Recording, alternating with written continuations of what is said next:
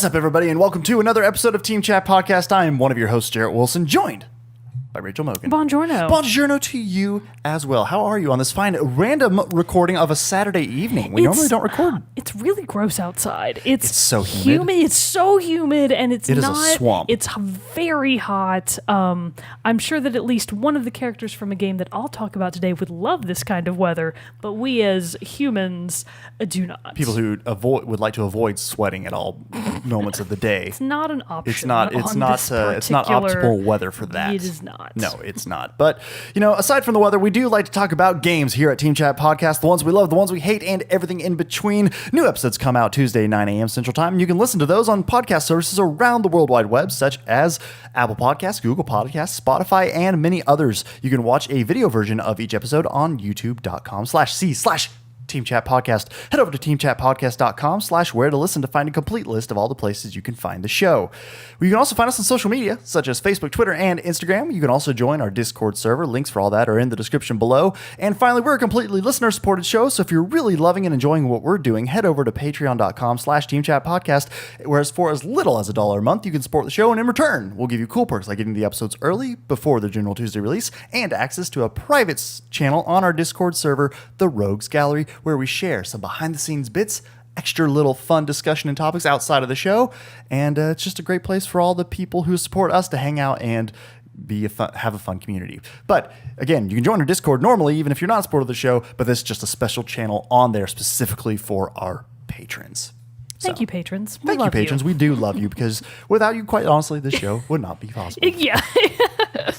So, really appreciate you all. Again, that's patreon.com/Team Chat Podcast. But before we jump into our main topic of the day, let's get a little bit of news, games that are coming out soon and whatnot in our moment with Mogan. First of all, that was a smooth opening. Thank you. Good sir. That I was not trying to jinx very it. Nice. I was trying to calm myself in my head. Yeah, I didn't want to say anything, but I was like, dang, this is a pretty good run. I just clipped right through it. It went well. Spit out all the vital information, and here we are. Well done, good sir. So, there is a ton coming out on May 21st, this episode's air date. So, strap in. I'm going to have to list a lot of stuff.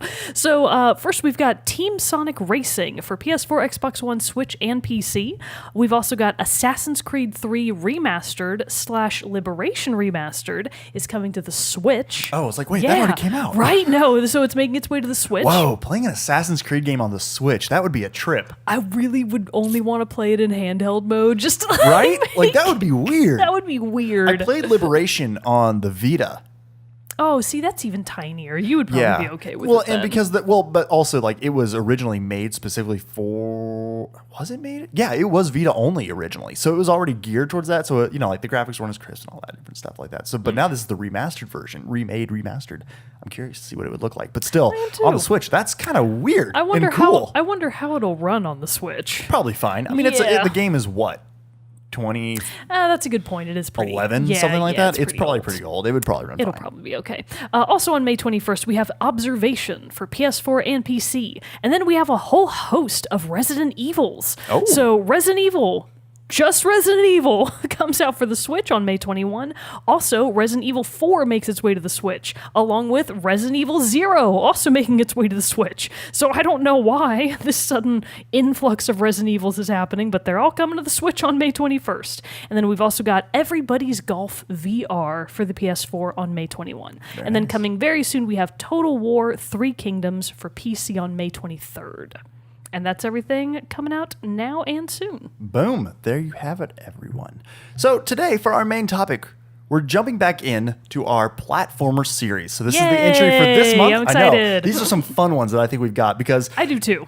The ones we played for the last installment in the series, which were Ratchet & Clank, the 2016 version, and then I'm going completely blank on what you... So, Samus Returns? Yes, I can't, thank you. That Metroid, actually, I really Samus hope Returns. that's what it's called. It is. I forget I remember every that time. Now. I know, I completely blanked on that. I was like, it was cool. Which one was it? But I'm then like, Metroid, Samus Returns. That's what it was. Samus, she's back. So this time, we're not only switching it up from games that we have played before, we are doing some new ones now for this one that we just recently are playing. I have to admit, I'm still in progress on mine on this one. I am I'm like too. 75%. Both of us for very good reasons. Yeah, and then I just hit, as is common sometimes with platformers, especially for me, I hit that wall. Yeah. And I'm like struggling through to get through these last final episodes, and I hit this one hard part. It's really difficult. But you'll hear more about that in a second, because Mogan's going to kick us off first with her game. So, to be fair, both of these games are new to us, yes, but they're also relatively new in like the grand scheme of things as well. So, your game, I know for sure, is really new. It came out this year. Mine, I'm going to be talking about Snake Pass, which was actually recommended to us by Bro Mogan, because last time when we did the first platformer episode, we also did a little bit of brief background about platformers in the genre and like their history and place within video games. And one of the things that both of us were like, are there any platformers that don't feature jumping? Yeah. And we couldn't think of any. We were like, surely not. Like, you have to be able to jump, right? And then Bro Mogan, adjusting his glasses, was like, excuse me, that's actually not... That's what he sounds like. Just like, how's he sound? He sounds like, excuse me. Anyways, one of our fine, respected listeners. Well, and we have to throw out your brother, so you and can give him this level of shit. So it's fine. But he got on the Discord and was like, oh, actually, have you guys heard of this cool game, Snake Pass? And he attached a video about it that I think was either from or in conjunction with the developers of the game, which is Sumo Digital. I don't have much about Sumo Digital other than they are a British studio based in Sheffield, England. I would have thought going into it that Snake Pass is what I would consider to be like an indie game. Okay. But based on the size of Sumo Digital's studio, they have like 500 plus employees, which I think disqualifies them from technically being considered indie, right? It more, I think, depends on their like publisher and who helps them get it out. I don't recall who published Snake Pass, I'll look and while you're unfortunately, I did not write that down in advance. But anyways, you got me. Some of the stuff that I think Sumo Digital has done in the past is quite a few of the Virtua Tennis games. They've also done a few ports of, I think, Sonic games and a few other things that I don't remember now from the sheet that I saw. Sorry, I didn't write those down. My bad, Sumo Digital. You're doing a great job. But so Snake Pass, as I learned from the video that Bro Mogan posted, is a game that does not feature jumping, and yet it very much is what I would consider to be one of the most pure examples of a platformer. Who's it published by? Sumo Digital. So it's developed and published. It's indie. Oh, okay, gotcha. Oh, if it's self-published, then that's typically regarded as an indie. So there we have it then. So. The reason that I would say that Snake Pass is kind of like a pure platformer, and I'm putting that in air quotes, is that it absolutely is stylized very much in the tradition of like the old school, Rare developed like N64 style platformers. Very strong Rare vibes. Very strong Rare vibes. I don't think that anybody on the Sumo Digital team came from Rare. I think they came from Info something, but it was like founded by 4 guys way back in like 2006, I think. But Snake Pass is as of 2017, if I'm not mistaken. So it is newer, but it's not new in the grand scheme of things.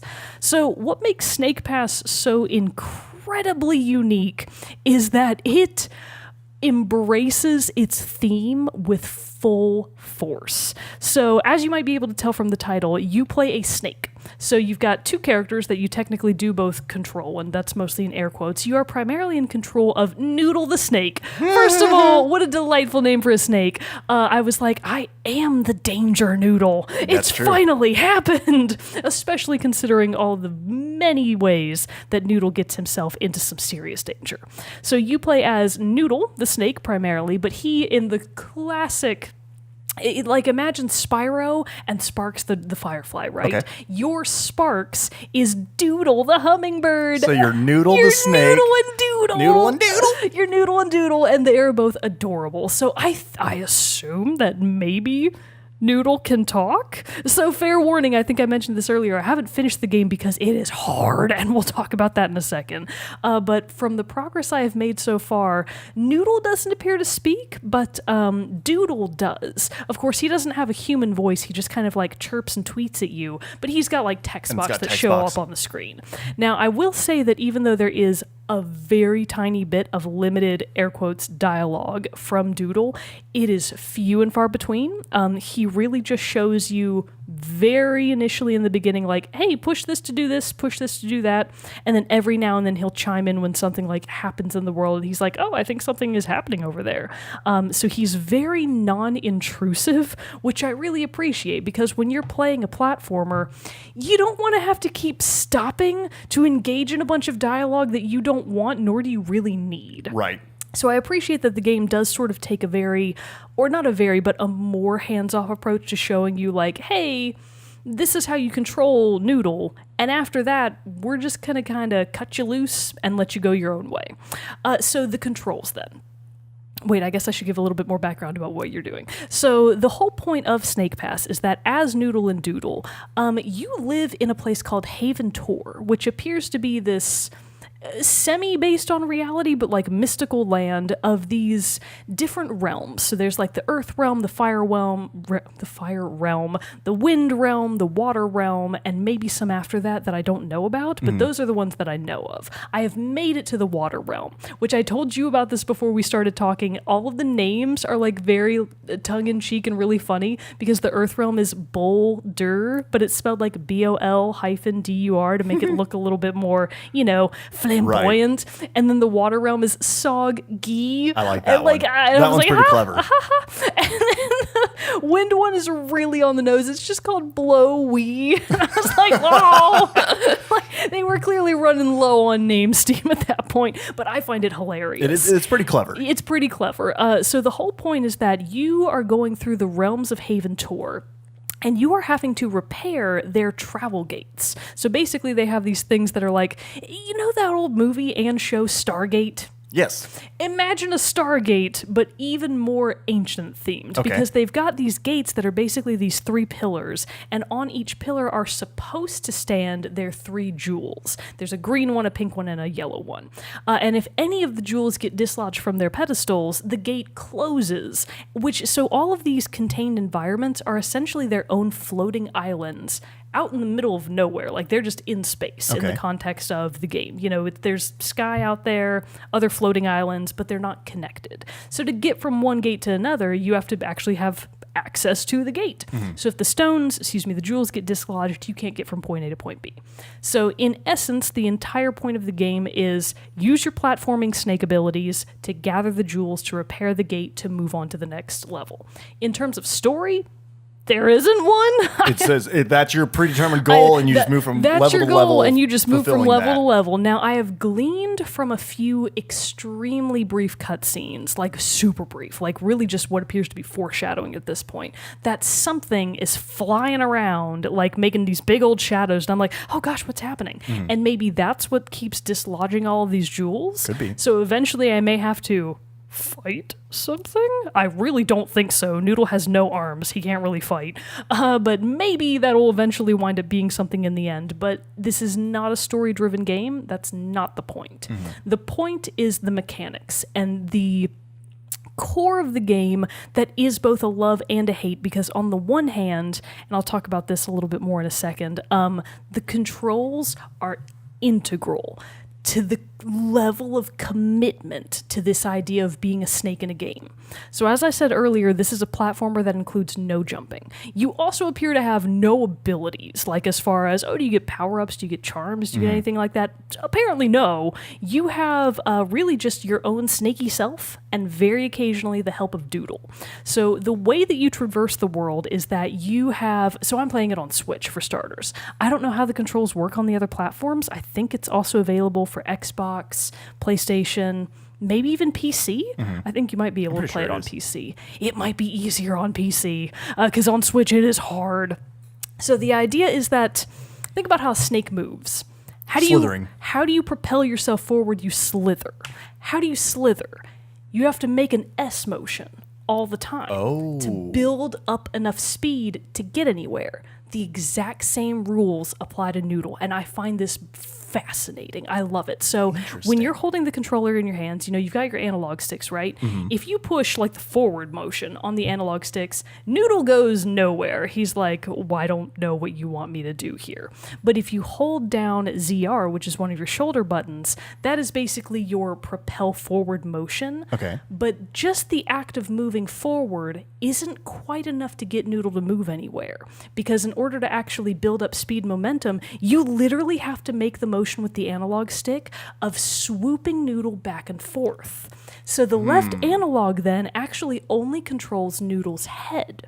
So like if you were moving along the left analog, his head would kind of swivel back and forth, but his body doesn't move unless you also hold ZR, and then you actually get to start making your S patterns to serpentine yourself forward and actually move around in the world, which I love that the game was like, you're going to be a snake and you're going to have to be the snake. Interesting. Like, prepare to get into snake headspace. So how easy was that to pick up and learn? Because to me, you saying that, I'm already like, oh, I might be out. Because that seems like just having to have that level, that much, I don't know, that seems a little bit more complicated than what I want to get into. It is more complicated than I was expecting this, because in the video that Bro Mogan sent, I was like, I knew that was the case, because Noodle, in terms of his physics, his character model is quite literally made up of, I think they said 25 to 28 orbs. Like his character model is just like 20 some odd orbs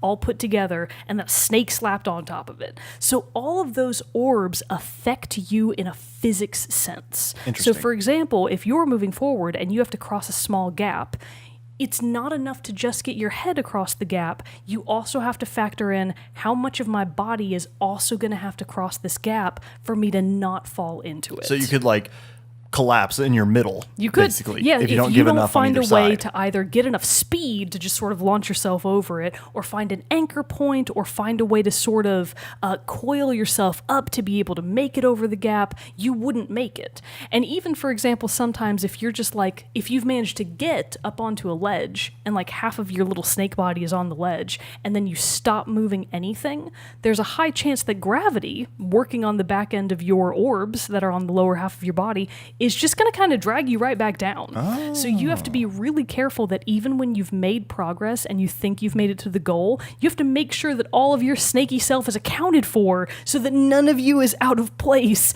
and dislodges you from where you thought you just successfully managed to go. That has happened to me a few times. So that's pretty cool now. Okay, so now you're winning me back over this, because that's pretty cool how physics-based the movement is. It's very physics-based. Now, unfortunately, that is both a pro and a con. And so in addition to the initial premise of you have to snake around to move, it does affect your worldview. So the camera, you only have, I think, like normal zoom in and then one level of zoom out, which isn't that much. Mm-hmm. So you can either be like down on Noodle's level, or you can be a little bit more like an aerial angle. I find that depending on the situation, both or neither are equally useless. Sometimes there's just no winning with the camera, and I'll talk about that more in a sec. But so in addition to his actual physical movements, Noodle's got a couple of other tricks up his sleeve. So when you are moving around, you can hold the A button to lift Noodle's head off the ground. So if you're not holding A, he just stays on the ground and he just moves around as you will him to do so. But if you hold A, he will like make a feeble attempt to kind of like raise his head up off the ground. And then if you can find a way to find something at your level to get up on through that movement, you can actually get some serious verticality.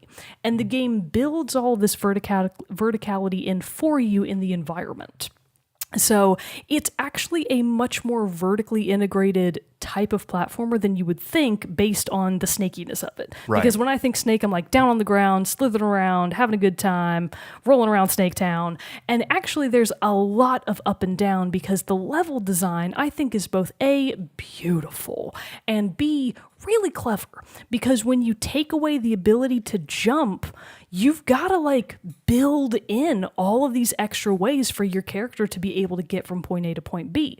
And one of the key features that the game presents to you to be able to do this are all of these bamboo structures that are basically these bamboo tubes. Imagine a jungle gym. Mm-hmm. Like if you've got bamboo jungle gym pieces just sort of strewn about the world, that's primarily how you get up and down and all around, even to the extent that you might have like one bamboo stick in the ground, like one single railing crossing a chasm and then another one on the other side, and you're like, oh shit, this is gonna be hard. This is my bridge. I've got to okay, this is what I've got to work with. It's a real example from level 1. I was like, oh shit, ran into a pretty substantial roadblock right at the beginning. So in terms of the ability to get up and down, then this is something that is both really interesting and infuriating, because when you're moving up, let's say that you've got a T-posed vertical bamboo stick. So you know that you have to get enough momentum at least to get you like slithered up and coiled around the first shaft to get to the T. And then once you get to that T intersection, what do you do then? You have to use Noodle's inherent physics to basically flop him over one crux of the T, then use your A button and your movement to loop him back around so that you basically knot him around the T so that he stays stable enough towards the end of your movement that you can then make it up to the next T or the next intersection or the next ledge, whatever it is that you're trying to get to. That is a very simplified explanation of some very complex structures that the game builds in. That seems hard. So here's the thing. There's even there's 2 additional movements that the game builds in for you. So Noodle's name is very appropriate. He is willy-nilly, like he is just out there flopping around, and you're like, God, Noodle, get it together. And when you need Noodle to get it together and like actually tighten up around a structure, you can hold ZL. So ZR moves you forward, ZL tightens you around anything. It's his constrict button. Okay. That's the word I'm looking for. So he's a snake, of course. He's some sort of python. He can constrict around structures, which is a temporary solution to being able to basically get your bearings. The thing is, when you tighten, it severely limits your movement. Okay. So you can't simultaneously tighten and significantly make forward progress. One of them has to go to be able to really use the other one. So I'd imagine you're running into situations later on in the game where you're really, like, you have to maintain some pretty strong forward momentum and kind of do a mix of constricting and moving, because if you slow yourself down too much by constricting, you're not going to be able to make further progress onto the structure. Absolutely. I am beginning to learn as I make it further into the levels that sometimes just having enough momentum is what can ultimately just propel you over whatever it is that you're trying to accomplish. Because occasionally slow and steady does not win the race. Sometimes you wind up shooting yourself in your non-existent snake feet by not having enough speed built in. Yeah. So it is this really difficult balancing act of using all of the controls available to you. Like, I'm using all of my entire hands at any given time to be able to that's what it sounds like. To be able to just move Noodle around. So you do also have 2 additional very minor actions available to you. You can hit, I think it's Y, and Doodle will attempt to assist you. So if you snap Y, Doodle will fly in, grab just your tail, and like kind of lift it up a little bit, but he's not strong enough to be able to save you from certain doom. But he is strong enough to, for example, if you're like barely on a ledge and you're like, oh crap, I don't have enough momentum to get me over this ledge, if you snap Y real quick, it might be the boost that you needed to get over the ledge. Oh, cool. So it gives you that little bit of a safety net. It gives you a little bit of a safety net, but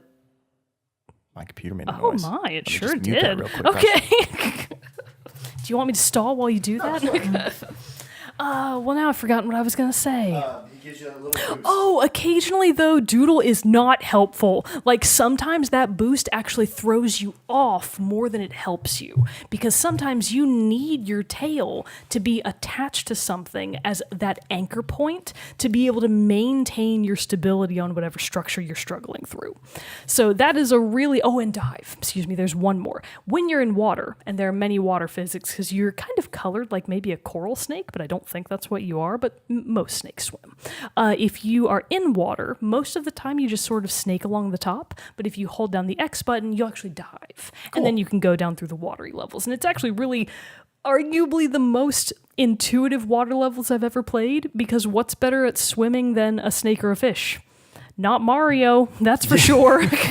Chubby little plumber? Nah. Yeah, no, not Link from The Legend of Zelda. They all blow at swimming. Snake, though, Noodle, he's a great swimmer. Nice. So as you can imagine, all of these controls are both really interesting, and I love the theory of them, but they are constantly really doomed by their own design because it's a very non-intuitive control scheme. Yeah. It is a lot to have to factor in all the time, and even when you do, it often feels like there's no winning against physics. Gravity. Sometimes just gravity is enough to just kill you every time. Because the game builds its structures in such a way that, in theory, yes, you should be able to make it from point A to point B.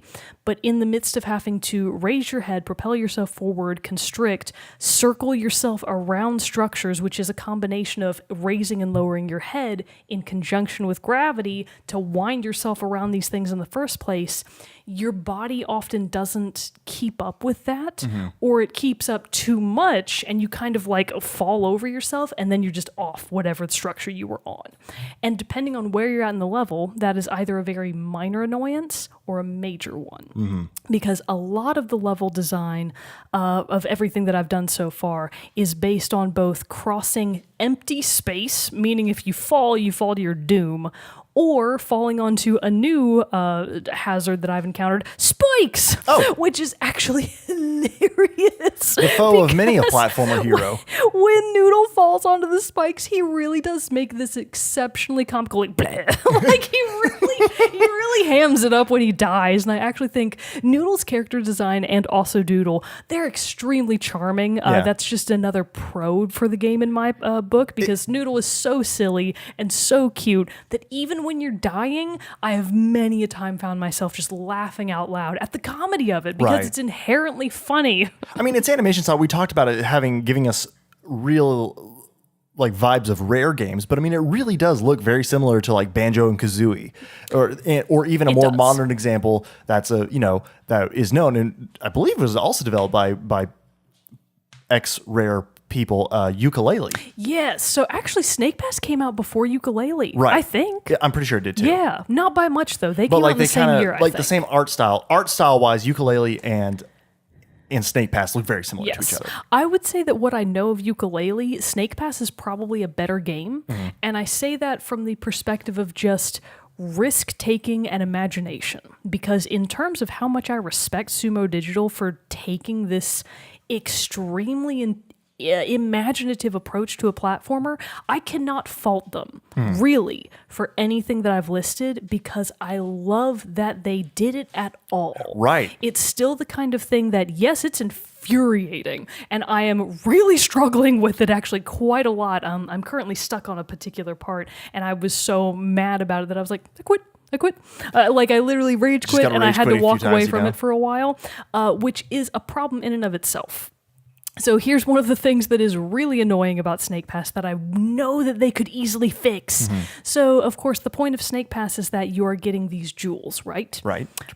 In each level, there are these little stone there's stones. They're just these particular stones in the ground that have a little symbol on them. And when you snake over them, they do this brief glow, and it's your checkpoint. So anytime you pass a checkpoint, and you can frequently circle back to them and continue to basically resave over the same checkpoint, you can thereby save any of the jewels that you've collected, any of the optional bubbles. They're like these little floating blue bubbles that make Noodle longer. Like, you know how in the game of Snake, the more you eat, the longer the snake gets? That also kind of applies to Noodle in a certain sense. You can get them in like, I think there's 25, 10, 15, 20. I think there's 20. 25. I think there's 25 of the blue bubbly orbs in each level that you can get, and then there are 5 coins. And all of that are your classic platformer things of like, hey, the 3 gems are your main objective, but also you can optionally get these other things that are part of your completionist mindset. Got it. So the coins and the bubbles are really just for fun or to increase Noodle's literal physical length. And does those, if you collect all the bubbles in a level, does his increased length stay that way for the rest of the game, or just for the rest of that level? That's just for that one level. Got it. So those are the things that you can collect. And anytime you've especially gotten a coin, because the coins are like your challenge mode. Coins are always placed in an area of the map that you're like, fuck. There's no way I'm getting that. Right. I mean, there have been times that I looked at a coin and thought, it's not worth it. And I've just ignored it because I'm like, even I have no desire at this point to waste my life attempting to get that coin when I know it's not going to work. I would rather just move on to the next level. So the coins are your real challenges. The jewels, however, are mostly fairly accessible, but they are still part of the puzzle, of course. Speaking of the puzzling aspect, the movement is the primary puzzle. There's not really much... Oh, excuse me. Back to the save points. My bad. Circling back to the save points real quick. Your checkpoints, yes, you can circle back to them and continue to basically recheck a point as many times as you feel is necessary. However, it does not checkpoint your progress if you exit the game. Oh. So I am continuously running into this problem where the levels are challenging, like I said, and I'm often not able to finish one in one sitting. And if I want to stop playing and go do something else that is also on my Switch, I can't. I have to close out the game. And then that resets your progress. And when you close out and you haven't Yeah, actually that's rough. finished a level, it doesn't save anything that you did. That's rough. And it blows. Like the fact that the checkpoints don't actually do a mini save of your progress, that's infuriating. And what I wish they had done is that anytime you got a coin or a jewel, that should be the auto save. Well, though, it doesn't... So I wonder, though, because I'm trying to think back. I'm trying to think of like a Mario game or even like Donkey Kong Tropical Freeze. If you hit the checkpoint there, but those only have like... How many checkpoints are in a level? Because they're so wraparound, like the levels are really not super linear, you could probably do them in a couple of different ways. They're spread out very sporadically. But there's more than one. There's more than one. I would Okay. say that each level has probably 3 checkpoints at least, depending on how big it is. Because like Donkey Kong Tropical Freeze and like Mario games, you can hit that middle point checkpoint. And I believe it's the same way. If you exit the game out completely, you have to restart the level. But if you just go back... if you die or whatever, you'll restart at the checkpoint if you haven't exited the game. But there's only one. And, levels in Mario and Donkey Kong, like they can be long, but they're not having to restart and redo them isn't necessarily like, oh my God, I've got to restart and redo this. But if there are multiple checkpoints like that, yeah, I can understand where that would get very frustrating. The bigger problem here is that both Mario and DK, much easier. Those are both so much easier. Snake Pass is hard. That was the thing I was going to ask next. So it sounds with like how complex the movement system is in the physics part of this. You're pretty much just the whole challenge of the game is navigating it, right? There aren't enemies really, or are there not at all? I haven't encountered any enemies yet. Well, I mean, if you're as far in the game as you are, you're probably not going to. Yeah, the only thing that is working against you constantly is the environment. Like that is your challenge. I haven't even really seen any other creatures aside from like birds and stuff. Because in terms of the environment, it is very beautiful and the music is fantastic. I actually haven't gotten to mention this yet, but the soundtrack is done by David Weiss, or David Wise, I'm not sure how he pronounces it. And he did the music for DK Tropical Freeze. Which is incredible. And the soundtrack is phenomenal. You'll get to hear a little bit of it here in a sec. But that does add to an overall environment that is very like immersive. You really feel like a snake in the jungle. Right. And it's really fun. So even though I've listed a lot of things about the game that are ultimately infuriating, it is still not to the point that I'm not willing to continue playing. Yes, I've hit a couple of walls, literally, and then fallen off of them to my death or onto the spikes. But it's not enough to make me think that I don't want to keep playing because I am overall really enjoying it. And I will say that when you accomplish a task that you've been struggling with, the sense of like triumph is like Hollow Knight levels of extreme. It's like you've just beaten a boss that you had to try 20 times to beat. Well, I mean, technically you did. It's the same thing. Like it's that hard. You're just like, oh my God, this is so difficult. Now, the difference, of course, is that in Hollow Knight, The mechanics are extremely tight, very intuitive. Everything is, at least in terms of your inputs, really responsive and really reactive. With Noodle, you're fighting against Noodle. You're like, Noodle, buddy, I'm begging you, dude. Just hang on a little bit harder to that bamboo stick. I am just begging you to do this for me. So it's often just you bargaining with Noodle and the gods of physics to just like pray that Noodle gets across the chasm. You're like, come on, Noodle, you can do this, buddy. Physics say no. The physics say no. Now, I haven't actually gotten to the biggest detractor of the game quite yet, which is unfortunately its most grievous one, and I think is part of at least the root of many of the game's problems: the camera. The camera sucks.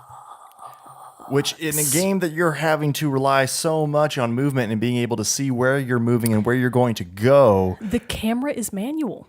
You have to move the camera with the right analog. So every time, which is not something we're not unfamiliar with. But when you are also having to command so many other buttons all at the same time just to move Noodle at all, the fact that you also have to constantly reposition the camera, because this is a very 3D game in terms of if you've got a stone spire and you're trying to get up it in terms of like the bamboo that is constructed around it, you're often literally making circles like up a tower.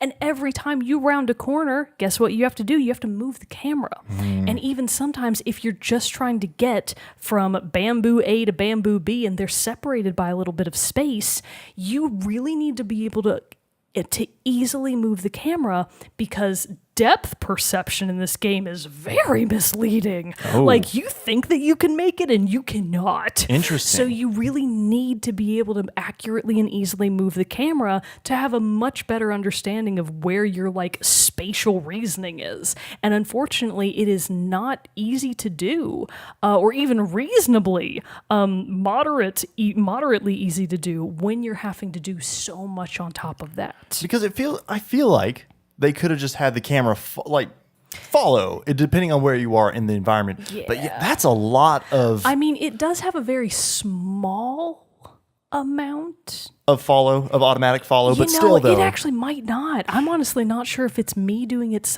unconsciously or if it's the game. But still, if you're trying to focus on keeping and building momentum, then having to stop to adjust your camera can really make you lose some of that. I mean, granted, maybe the more you play, the better you'll get at being able to do both at the same time. I do think I'm getting better. I think that the more that I play, the better I am getting. Yeah. But even so, from an overall gameplay perspective, it's not good. It's not good design that the camera is that bad.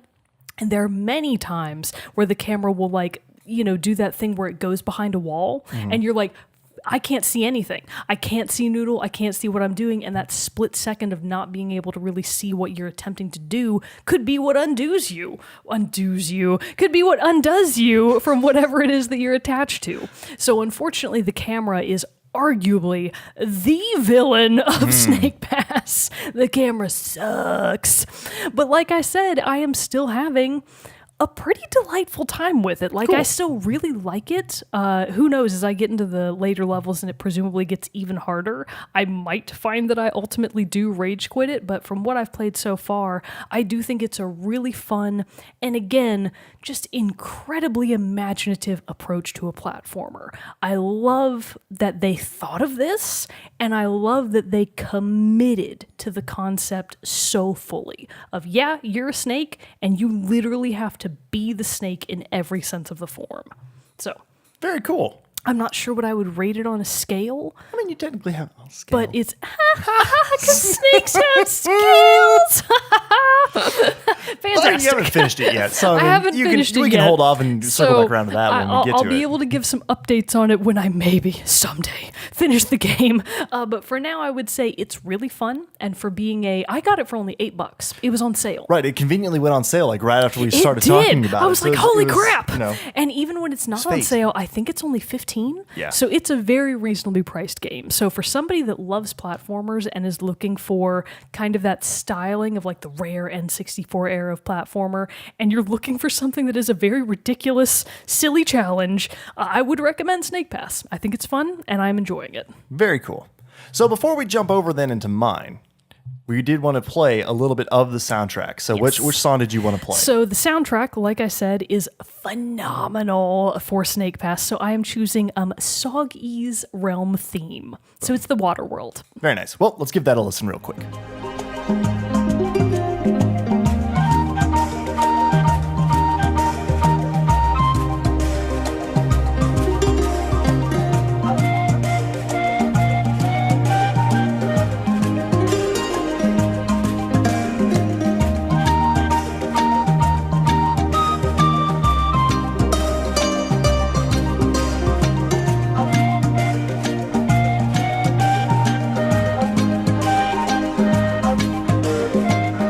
You're right. It's a delightful song, a delightful track. You didn't even hear it, I Jerrett. did. You played it for me before we started. But not at that intermission. It had to be a smooth transition from the break. Well, the game that I wanted to talk about is, as Mogan said earlier, it is a newer game. It actually came out April 18th of this year. And it is... Really new. But yeah, it's very really, new. it's not even... It's like a month today, isn't it? Oh, yeah. I guess today's the 18th. Today's the 18th. Oh, my God. May 18th. Congratulations on your 1 month anniversary. Thank you. Also, special shout out. It's Sam's birthday today. We've been having a great time celebrating. She's at a Ben Platt concert right now, so I didn't, She can't be on the show with us. Can't be on the show, unfortunately, with us Also, to celebrate. I don't think she would want to do that on her birthday. Probably not. Probably not. So that we were able to fit this in just perfectly in the recording this week. So this works out well, but happy birthday, Sam. I love you. All right. But my game came out a month ago as of this recording, and it is Katana Zero for the Nintendo Switch. You can also play it on the PS4, Xbox One, PC, and Mac, actually, too. But this is a 2D action platformer. It has a kind of a neo-noir setting, so it kind of gives me, in terms of its setting and its feel, is kind of that... I just thought of it, Blade Runner-esque kind of feel to really? it. Not as much so futuristic as Blade Runner, but it just kind of has that very neon, lights are very neon colored, and it's just kind of dreary and dull and industrial feeling to it, a sense. But anyway, you play an assassin who, as the name implies, uses a katana. And Katana, not Kitana. Yeah, katana. I was mishearing you. Okay, sorry, that's Katana Zero. And so you use a katana, and the main premise of this game is that you're running through trying to uncover these secrets of your past. I'm not going to go, since the game is still so new, I'm going to avoid story spoilers and everything for people who want to. But basically what it is throughout playing the game, you reveal in flashbacks your past. And you pick up these clues that there is some big war that happened a few years ago. You may or may not be a veteran of said war. And as you go through this game, you reveal more of your past, more of why you are this assassin, more of why you are hunting these people throughout each level. Do you have a name? Or do you you are not know referred your to name? as the dragon. The dragon. Oh, fancy. Oh, it's fierce, right? Also, I was looking up some images of it. It is very like Blade Runner-esque. I can see the parallel. And its art style is very much 8-bit graphical Yes. style. Or maybe potentially 16. No, it's 8-bit. It's 8-bit. Do you think so? It looks so smooth. I sometimes though. get confused on the differences. I think it might be 16-bit. I think it is too. It doesn't matter. It's Regardless, splitting very hairs. Pixel art style of an art style for this game. But basically, so each level is you go into an area. Throwing my pen around. Wow, Jerrett, that was aggressive. I didn't mean to do that. Have a new pen. Thank you. It just slipped out of my hands. I apologize. But you just go to each level, and you'll have a starting point, usually behind a door or down a hallway. And you'll see enemies, your enemies moving in front of you. And you basically have to systematically take down all the enemies in an area before you can move on to each. And these are 2D planes. These are 2D planes, yes. But the thing about it, and what makes it difficult, is that you get one shot. If you get hit by a gun, anything, once, you're dead. You don't have a health bar. You just get shot once and you're dead. Wow, you're shitty ninja. Assassin? Whatever. But still, here's where the kicker comes. Because you have the ability to induce basically a focus where it slows time. And you can Prince of Persia style. Yeah, cool. so you can kind of get around and avoid either bullets, enemies. You have a roll. You can roll through, and that gives you a brief period of invincibility, kind of where you can roll under bullets and things like that. When you're slow and you're in slow motion, and someone shoots at you, you can hit your attack button, which is Y on the Switch, and you'll deflect the bullet back. Oh, that's pretty sweet. With a very sick sounding like poing Oh, that sounds effects. awesome. It's so cool.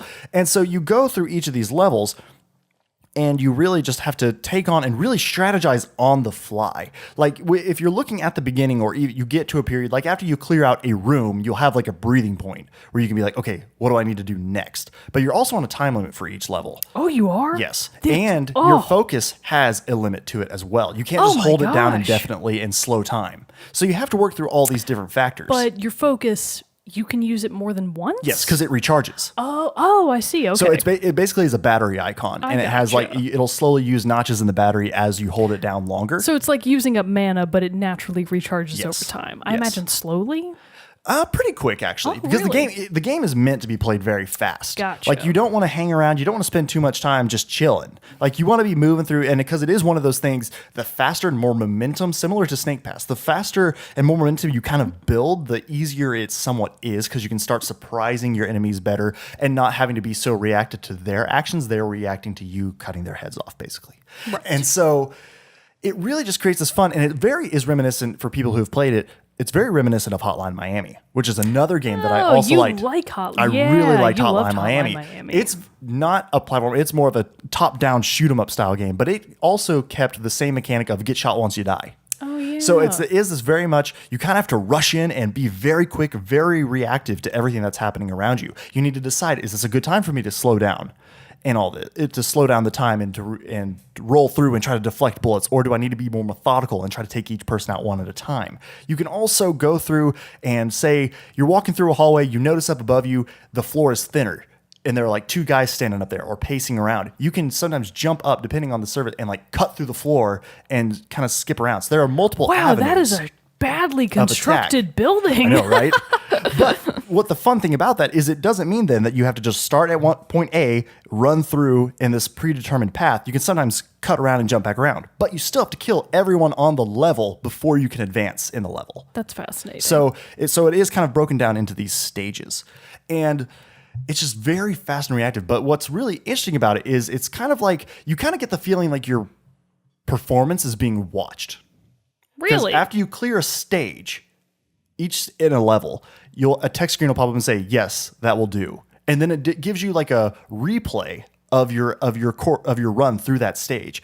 But what's really fun about that replay, and if you die, you get hit, it says, no, that won't do. And then it does like a rewind effect, like on a VHS tape, and starts you back at the beginning. Are you a robot? No, you're just a person. I mean, maybe. Like I said, I haven't It was hard to tell it. from the images. No, I believe you're just a person, a human. And so then you can run through the level again.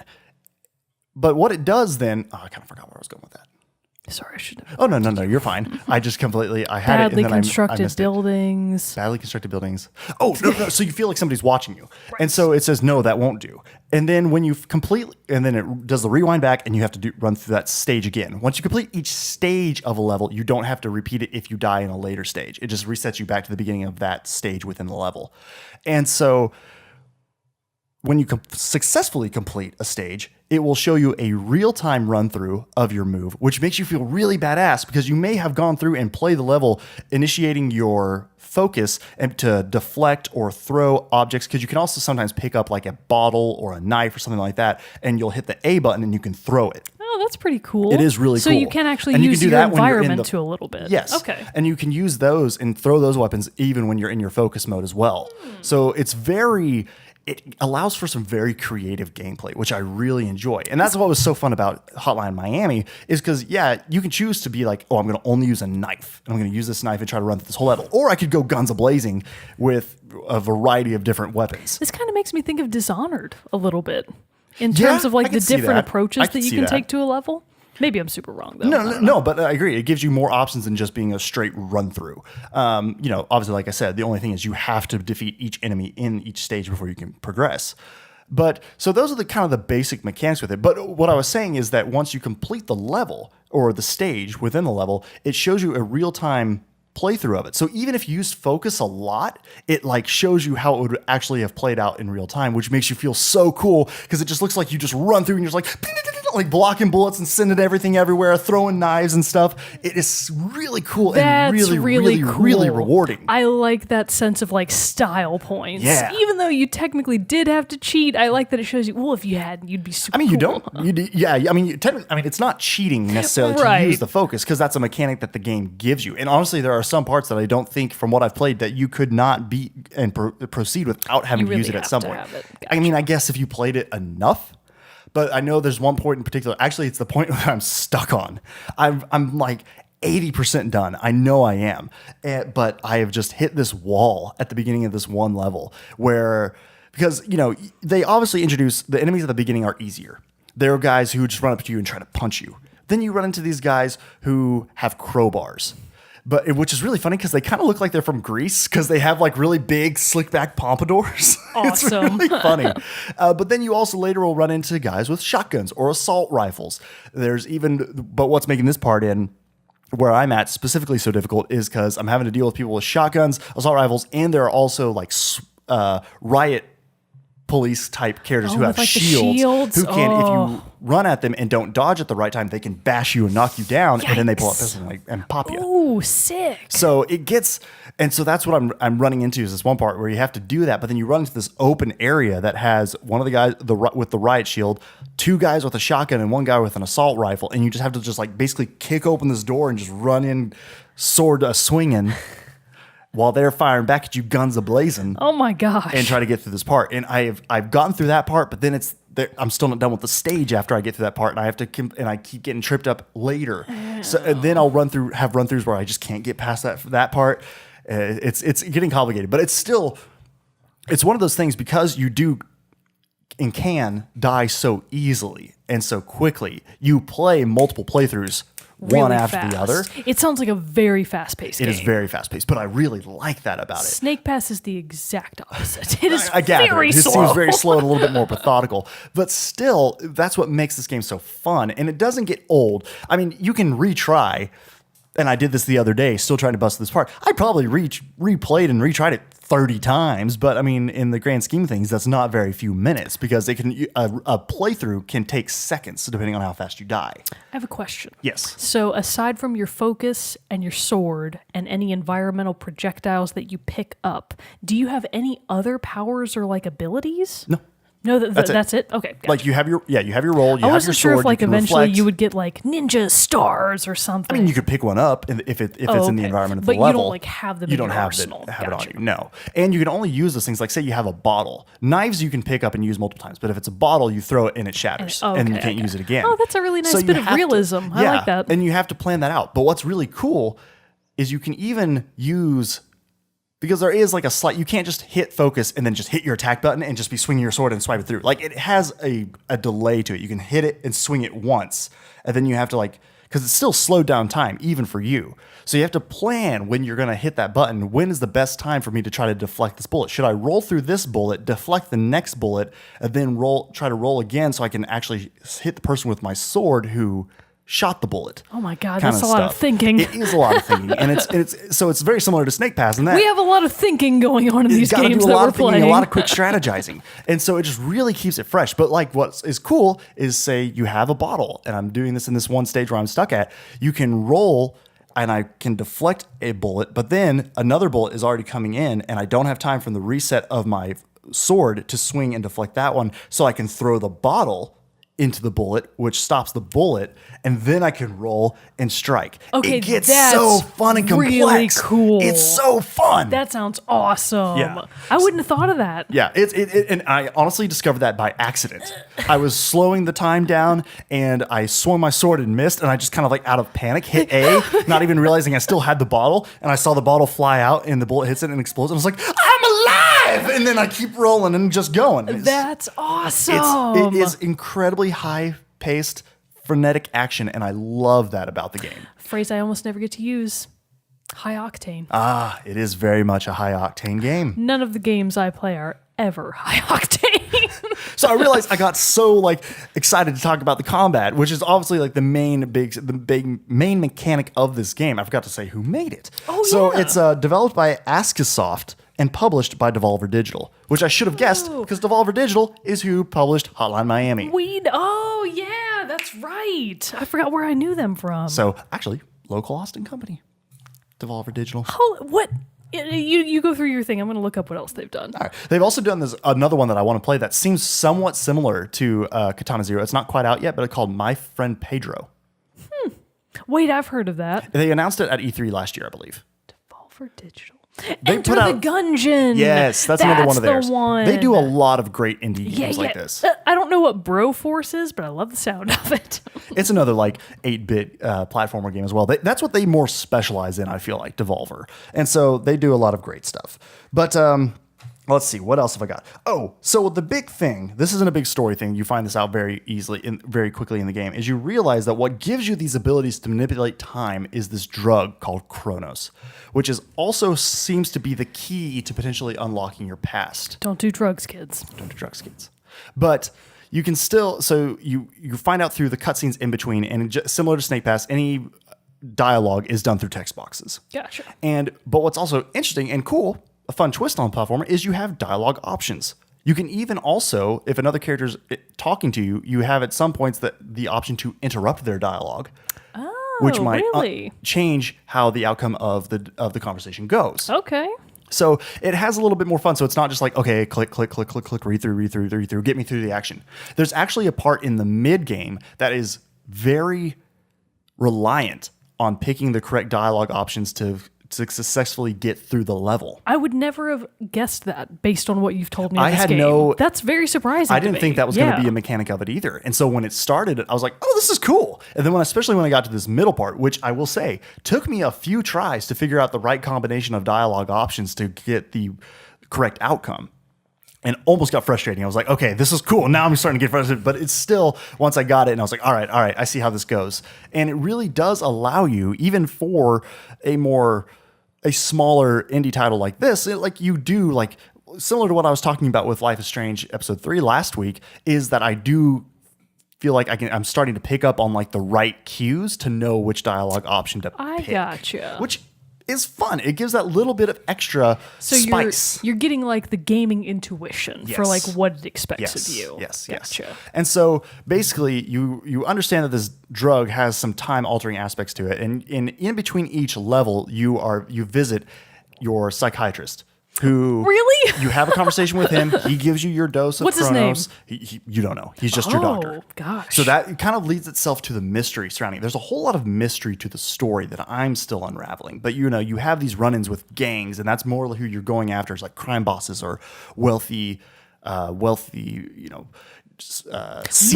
people. No, They're wealthy, all seedy evil. businessmen who are like doing nefarious things or whatever. Because after each interaction with your psychiatrist, he hands you a dossier of your target. So he's somewhat connected to your background. He's like your handler. Kind of. Sketchy. But it's like he's there to help you, but then he's also like, where did he get his PhD from? yeah, he's like kind of like what is his role in all of this that's going on? So it's kind of like you're uncovering this conspiracy while still slightly being this like controlled assassin for some secret organization that you're trying to figure out. And so that's really all I'm going to go into the story here. So you're getting the feeling that you're like a pawn in very somebody's much game, so. and you very don't much know so. how. Pawn is the word I was looking for. And so I will say this about the game. If you haven't guessed already, it's obviously very bloody, which is interesting. This is what I meant when I said earlier, like it feels weird to play on a Switch. It's an incredibly it's very graphic because you're using a sword, obviously. So there's blood, pixel blood, but it's still blood. You're chopping off heads and different stuff like that. And there's also a lot of profanity and like language and stuff. Oh yeah, like even it's text boxes and stuff. Like sometimes the boss will be like "fuck you," and like yelling in like all caps and like being very angry, just using a lot of profanities and stuff. Yeah, it's a very like mature game for it. Only because I haven't I've recently become a Nintendo fanboy, I guess, or a more hardcore Nintendo fan with the release of the Switch and all that. It is very different than what I would expect to play on a Switch. That's very jarring. When I normally play, like I'm playing Mario or Yoshi's Crafted World. I mean, obviously I have nothing against the foul language and all that, but it's still just, I was kind of like, oh, this is different for the Switch. There's just like that bit of a disconnect of like, oh, I don't think this is supposed to be on the Switch. Yeah, kind of. And so it's just still, but it's really what it is. And It's just so fun. I mean, like there's not much I want to really like it. Oh yeah. Okay. I'm having a blast playing this game. And it's just being able to figure out the different ways to take on each one. Like I said, right now I'm in a place where I'm really stuck and I keep thinking I've just about cracked it, what I need to do. But it also is very much a thing where if you figure out the formula of how to beat it, you have to stick to that formula. And you have to like kind of memorize your moves and the timing to be able to get through it. And so now I like in this part that I'm stuck, I'm pretty much, I think, have the first half of it figured out.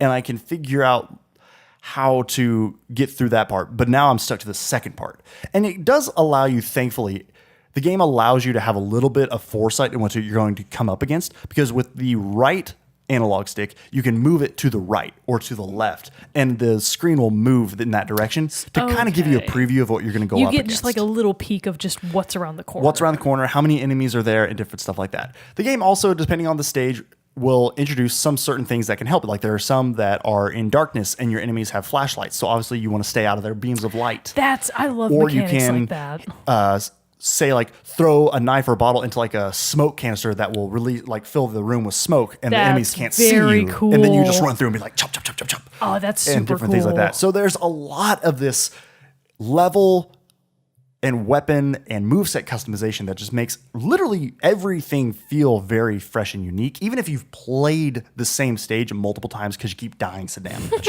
Like me. Right. So I just really am enjoying that. I'm really digging its style and its aesthetic. And two, the music is great also. And so we're going to play a track from that one as well. So you're getting a double soundtrack spotlight for this episode. And it's composed by a whole lot of different people. It has several electronic composers on this because it is a very heavy electronic synthetic style of music. Which very synthwave? Yes, which I really love synthwave. And so it has a lot of great tracks. And the one I'm going to play is Third District by Ludo Wick. I'll circle back around to it when we're actually getting to That's why I liked it so much. I didn't initially think it was synthwave. Yeah, what was I thinking? Great. And I mean, I know that was kind of like a really quick run through, but I mean, on its core, it's like it doesn't have its mechanics are very basic. And what the joy of it, and especially because it is so new, I don't want to really delve into the story. And it does have a few things, especially the few boss fights and everything that I've come into, changes up the gameplay enough to make it feel really fresh, but you still know what you're doing. Right. I will say, even though the one spoilery thing that I will say, and I won't give any details about it, but normally you're running through buildings on foot. There is a level a little more than halfway through. Please tell me you get a sweet motorcycle. You get a sweet motorcycle. Yes! Yes! Every 2D side-scrolling game has to have at least the one level where you get a sweet motorcycle. And you're on the road. That's awesome. It's great. It's really fun. But so with this unique combination of this fast-paced, but then because of the time-altering mechanics of it, slow-paced at times, game, tie in the dialogue options and the differences that can make to make the cutscenes in between super engaging. It's making for a very, very, very fun and unique experience that I'm really digging. I was not expecting, of the very little that I knew of Katana Zero before you told me about it, for this to be such a dynamic-sounding game. Oh, yeah. I mean, I really was not expecting. I think you should give it a shot. The additional layers that you've outlined. It sounds really cool. It's super fun. And it's only $15. Another like $15 on release, game. $15 on the Nintendo eStore is where I bought it. So I would say if you were a fan of Hotline Miami, play this game. If you were, because it is very much gives me those strong vibes. It does make me now, because of the similarities I do see between Katana Zero and what I've seen in the trailers and gameplay of my friend Pedro. I'm very on board with my friend Pedro as well. It's very similar. In that one, you have like sometimes two guns, I believe, in your hand. You run through levels, but it's very much all about the angles and the movement you can use. Like you could throw. I feel like I've seen in that one you can like throw a pan or like see like a metal thing on the roof, and you can like shoot it and it'll reflect the bullets down at a different angle. That's wild. A lot of like geometry stuff to throw into it, and even for a person like me who hates math and anything related to math, geometry's not math. It's different. Still though, it was included in math in school, and I was like, I hate this. Geometry is not math. Rachel Mogan, 2019. Quote me on that. All right, there we go. Someone add that to our quote section of the Discord. Geometry is not math. And date it so we can come back to this at a later date. But Pythagorean theorem, my butt. But it's an incredibly fun game. And I think if anyone is a fan of more hack and slash 2D platformers, give Katana Zero a try. It sounds like an because it's action-packed insane. wild ride. It really is. I'm very intrigued. It's incredible. But the one thing I will say, and that's a fun little note, is it seems like part of the thing that helps, and another great tie-in because of how much we do love soundtracks of games, it seems to be the thing that helps the dragon focus on these missions is that before each mission starts, you see him put in earbuds. And then the title of the song that's playing shows up on the screen. I love and then that. you just go. Oh, that's really cool. That's a nice little tie-in. It's a nice little tie-in. Especially because all the songs seem to be sourced from other musicians, not necessarily that they were composed for the game. Gotcha. It's like giving credit to the composer outside of the credits. I of the see. game. That's a really cool concept. Yeah, it's really fun, and I really enjoy it because it is nice, especially because in this game, like this Third District song, you're playing the game, you're like, oh, this track's awesome. You restart or move on, and you can just remember automatically. Oh yeah, it's told me this song's Third District. Awesome. I'm gonna go listen to it. So it's an incredibly fun game. I mean, it's getting incredible reviews. Like I believe I saw on here, it's a 10 of 10 on Steam. Wow, like, really? Dang. Or like an 8.5, 8.7 on. Let me see if I can run back to this where I had it. Snake Pass is not. It's still good. It's just not that good. Oh, where did I see its reviews and its scores? I just saw it somewhere. Now I don't know where it is. Maybe it's on Katana. Anyway, it's getting really good reviews. I can see why from how fun this game is. It really is just a really fun platforming experience that I don't think like I said, I've played close in similar style with Hotline Miami, but for a platformer, it's a really fresh game, and I'm enjoying the hell out of it. Good job to Katana Zero. Great job to Katana Zero. Congratulations, Askasoft, because you got a winner on your hands right here. How is that? ASKII Soft. Oh, Askasoft. Askasoft. Interesting. Okay. So, yeah. Katana Zero. Play it. Snake Pass. Play it. If you have, I gotta say, like I don't know if I'm into Snake No. Pass. I feel like for that's the God's one, sake. especially because it seems very puzzler based, and again, physics that kind of rolls into science territory. Also, not a huge fan of science. Yeah, science. I mean, is for I chumps. understand its importance in the world today, but for me, learning it, No, not on thank board. you. Snake Pass, I would say, is a little bit more up to chance. And I think in most platformers, what you're looking for is precise inputs. Yep. So Snake Pass has its faults, but it also has a lot of charm and a lot of heart. So, but between the two, I'm not going to lie, I am a little bit more interested by Katana Zero now. I really think you need to play it. It sounds really cool. So, well, before we go, that pretty much wraps up our reviews of these two games. If you've played either, we would love to hear your thoughts and opinions on them. Send us an email at teamchatpodcast@gmail.com. Comment in the video below. If you're watching on YouTube, send us a note on social media through Facebook, Twitter, or Instagram. We would love to hear from you and hear of your experiences playing either of these two games. But before we go, we do have to do the soundtrack spotlight, which is from mine. What was the name of yours again? Soggy's Realm from Snake Pass, composed by David Wise. And then I'm playing Third District from Katana Zero by Ludo Wick. So enjoy that after the close of the episode, which is pretty much now. Thanks for joining us on this episode of Team Chat Podcast. Again, I'm one of your hosts, Jerrett Wilson, joined by Rachel Mogan. Sayonara. Follow us on social media, Facebook, Twitter, Instagram, and join our Discord server. Subscribe to us on YouTube, subscribe on Apple Podcasts or any of the other podcast services you may like. Check us out on patreon.com/teamchatpodcast if you would like to support the show. But until next time, everyone, enjoy the song, and we'll see you on the next episode.